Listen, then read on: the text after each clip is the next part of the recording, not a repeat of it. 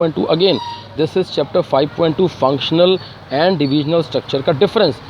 It is based on functions, it based on product. ये काम के हिसाब से होता है, ये प्रोडक्ट के हिसाब से होता है. इसमें difficult to fix on a department. तो बेसिकली क्या है, रिस्पॉन्सिबिलिटी डिफ़िकल्ट है फिक्स करना, यहाँ प्रोडक्ट के हिसाब से रिस्पॉन्सिबिलिटी ईजी है फिक्स करना. स्पेशलाइजेशन में काम की स्पेशलाइजेशन है, इसमें प्रोडक्ट की स्पेशलाइजेशन है. It is difficult as such functional.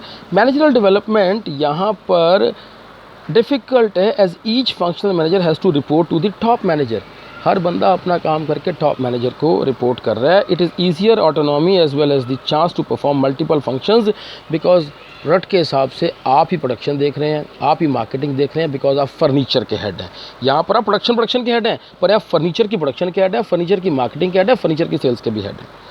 कहता है कॉस्ट यहाँ पर इकोनॉमिकल है, डुप्लीकेट डिपार्टमेंट्स की वजह से यहाँ बढ़ जाती है. It is difficult for a multi product company. Multi products है तो आपको डिविजनल ही ऑप्ट करना है.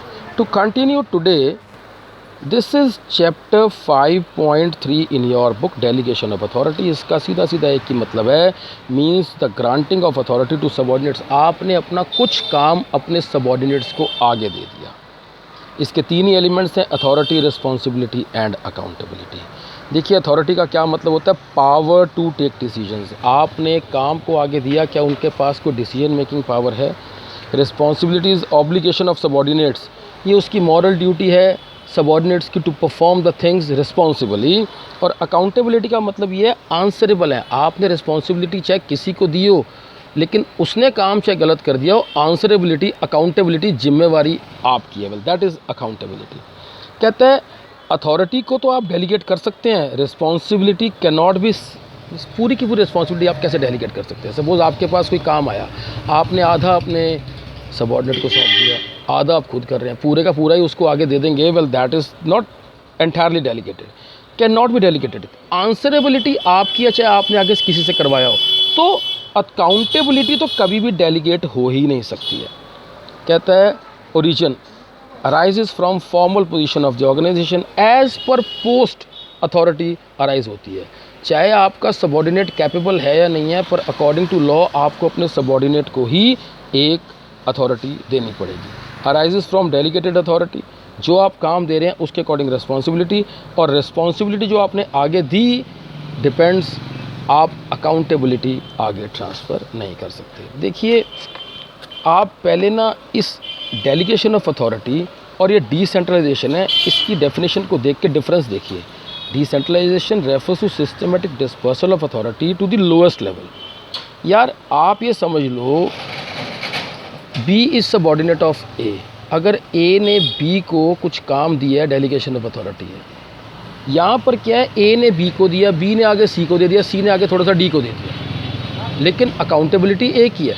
तो जब आपके काम की रिस्पॉन्सिबिलिटी डिस्पर्स कर देगी लोएस्ट लेवल को, चौथे पाँचवें लेवल को, थर्ड लेवल को, वेल दैट इज़ डिसेंट्रलाइजेशन.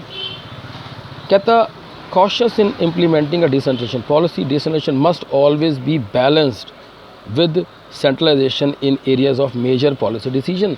जो बहुत इम्पॉर्टेंट है वहीं पर ही अपने बहुत जूनियर लेवल तक अपनी अथॉरिटी को आगे देना चाहिए, या उसको काम की रिस्पॉन्सिबिलिटी देनी चाहिए. Complete decentralisation would be imply centralisation of all decision making at the apex of the management hierarchy. सारे का सारा तो सेंट्रलाइजेशन करना ही नहीं चाहिए. अगर आपके पास इन यूनिट वे 1 kg वर्क है, तो आप हाफ kg आगे दे दो, 20 to 50 ग्राम्स आगे दे दो, 1 kg को आगे ट्रांसफ़र मत करो. ये आपके फ्यूल का एक प्रिंसिपल भी है. कहता complete decentralisation can led to organisational disintegration. भाई सारे का सारा काम ही आपने आगे दे, तो आपकी क्या ज़रूरत है.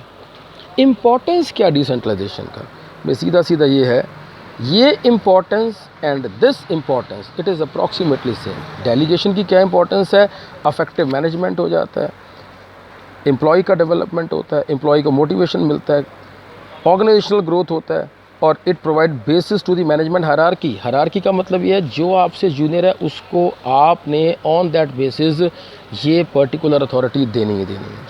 फैसिलिटेट बेटर कोऑर्डिनेशन, जब काम बटेगा इकट्ठे होकर सब करेंगे, well that is better coordination. This is approximately importance of delegation similar to importance of decentralization. It seeks develop initiative. यार इनिशिएटिव का मतलब ये है कि हर एम्प्लॉई अपना कुछ नया कंट्रीब्यूशन देता है. वेल दैट इज़ सभी को कुछ नया करने का एक मौका है. It provides relief to top management. जब टॉप मैनेजमेंट ने अपना काम डिस्पर्स करके लोअर लेवल तक दे दिया तो उसके सिर से थोड़ा सा बोझ हट गया. इस facilitate quick decision making as the employee are allowed to act independently. Employees को फुल अथॉरिटी है तो that means they are independent to take decisions. It develop managerial talent. अगर एम्प्लॉई बेसिकली आपकी दी हुई रिस्पॉन्सिबिलिटी को अच्छे से निभाता है तो वो फ्यूचर का मैनेजर भी बन सकता है because it proves his talent. और इससे ऑर्गेनाइजेशनल की ग्रोथ ऑटोमेटिकली हो जाती है. बच्चों, ये डेलीगेशन ऑफ अथॉरिटी और डिसेंट्रलाइजेशन में डिफरेंस है. It is compulsory act because no individual can perform all task. भाई आपने अपने नीचे थोड़ा सा काम दे दिया, वेल एंड गुड, पर जूनियर लेवल तक, that means third fourth level तक आपको ये काम देना है. Well that it is not basically, it is optional, it is compulsory.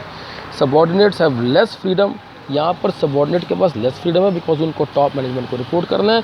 Junior level तक आपने अपनी अथॉरिटी दे रखी है, इनके पास ज़्यादा फ्रीडम है. It is a process follow to share task. It is the result of policy decision of the top management. Top management का decision है कि फ्यूचर मैनेजर को डेवलप करने के लिए you give authority, you check the talent of the subordinates.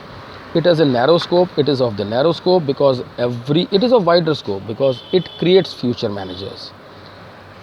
To lessen the burden of the manager, ये तो अपना काम आगे सौंपता है तो बेसिकली इसका बर्डन कम हो जाता है. To increase the role of the subordinate, यहाँ पर वो काम को इसलिए आगे देता है ताकि वो अपने सबॉर्डिनेट का टैलेंट चेक कर सके. It is easy, well it is difficult, it is involves extension of delegation to the lowest level. Depends आप सभी को नहीं, जो चूज़ी, जो थोड़े से कैपेबल होते हैं उन्हीं को ही ये अथॉरिटी डिस्पर्स की जाती है. It is difficult to basically disperse this authority as किसी एक को कोई बेसिकली अगर आप अथॉरिटी देते हैं तो मे बी बाकी का स्टाफ, बाकी के कलीग्स जो हैं उससे रिलेटेड डिपार्टमेंट्स में मे गेट अनॉयड. तो it's a basically difficult process.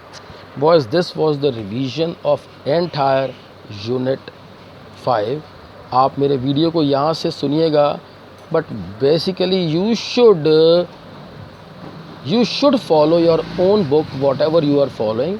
Lecture को दोबारा सुनने से कॉन्सेप्ट आपको इजी लगेगा बट आप अपनी बुक से ही इसको पढ़िएगा. मल्टीपल जगहों से अभी मत पढ़िए, मुझे ज़रूरत नहीं लग रही है. सुनिए बार बार. मेरा जुलाई का लेक्चर भी सुनिए ऑन द सेम टॉपिक. अभी अगस्त में दिया, सुनिए on the same topic. Well it will brush you up but follow one book. Goodbye. God bless.